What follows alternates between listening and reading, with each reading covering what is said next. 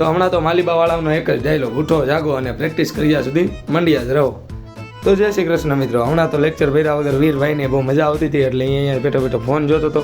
પ્રેક્ટિસના બાને આ ભાઈ થોડીક એની કલાકૃતિ બતાવતા હતા અને એ બધું જોઈને પાછા રુદ્રભાઈ તો બેસી ગયા અને આ ભાઈ તો એટલો મજમાં આવી ગયો પાછો આંગળી બતાવવા માંડ્યો બોલો.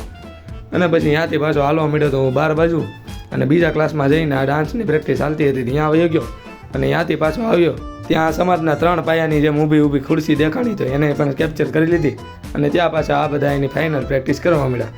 અને કેમેરો સામે આવતાની સાથે જ છે ને રુદ્રભાઈ તો એની ફ્રેમ લઈને ઊભા રહી ગયા અને પાછું પ્રેક્ટિસમાં ધ્યાન દેવા માંડ્યા.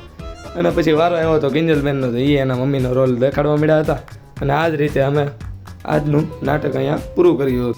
અને પછી દક્ષભાઈ થોડીક રમત કરાવતા હતા એની પાસે રમત કરી લીધી અને ત્યાંથી પછી નીકળી ગયો તો હું ઘર બાજુ. અને સાંજે કરી હતી અમે આઈસ્ક્રીમ પાર્ટી જે અંકિતભાઈ બધાને ભરીને આપતો હતો અને એ પાર્ટી હતી કિસ્મતભાઈના બર્થડેની જેનો ફૂલ લોક જલ્દીથી આવવાનો છે. જોવા માટે બન્યા રહો. જય શ્રી કૃષ્ણ.